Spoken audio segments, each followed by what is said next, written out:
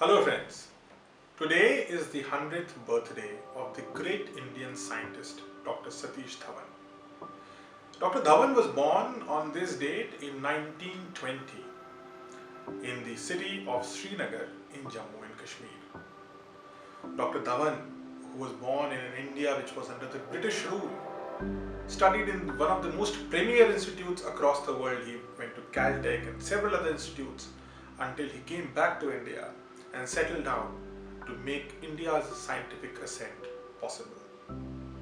In the independent India, Dr. Satish Dhawan is known for two great institutions which he led. One was IISc in Bangalore, Indian Institute of Sciences, and the other more prominent one is the ISRO. Dr. Dhawan assumed the charge of the chairman of ISRO in the year 1972, and he remained to be the chairman of ISRO till 1984. Dr. Dhawan's chairmanship of ISRO was the time when great minds, great young scientific minds of India flourished under the leadership provided. It was started by Dr. Sarabhai and then taken over by Dr. Dhawan. Of course, one such great young mind back then in early 1970s was Dr. A.P.J. Kalam.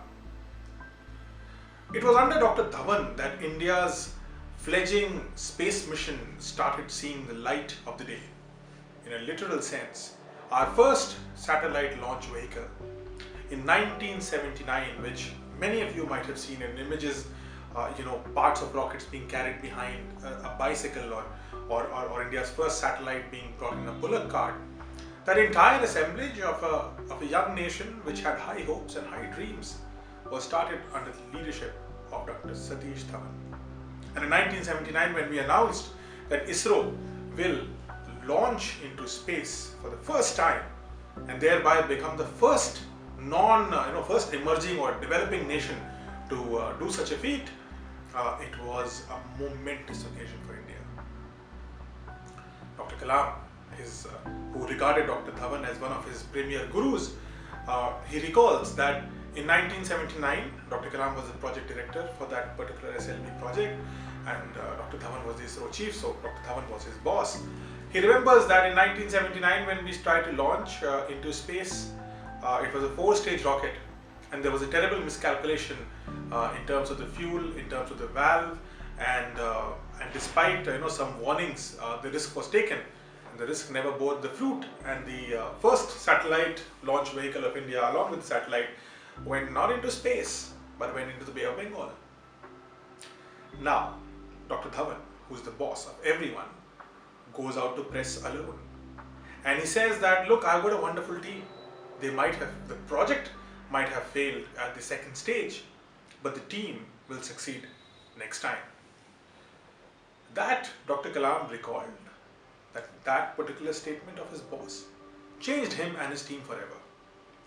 And that ethos, that principle of Satish Dhawan lives in ISRO even today.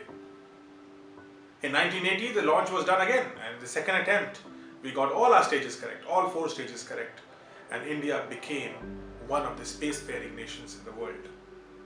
The first emerging nation to do so, India. Dr. Dhawan is credited, and in 1980, when it happened, everybody credited Dr. Dhawan. But Dr. Dhawan said that, I don't want to attend this press conference. I'm tired.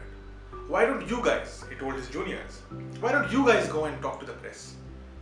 You know what Dr. Kalam taught me about Dr. Dhawan? He said, I learned from Dr. Dhawan an important lesson in leadership. And that lesson is, when a 1979 failure happened, the leader took the failure on his shoulders, shielded the team. In 1980, when the success happened, he gave away the success. He said, I'm not going to be there. You people take care of it. That's how great leaders, great scientific leaders, great political leaders, or any kind of great leader breeds new leaders. That's how institutions are built. That's how nations develop. That's how the world becomes a better place.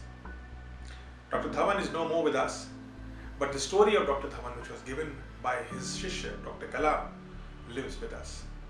And that reminds us how to be a good leader.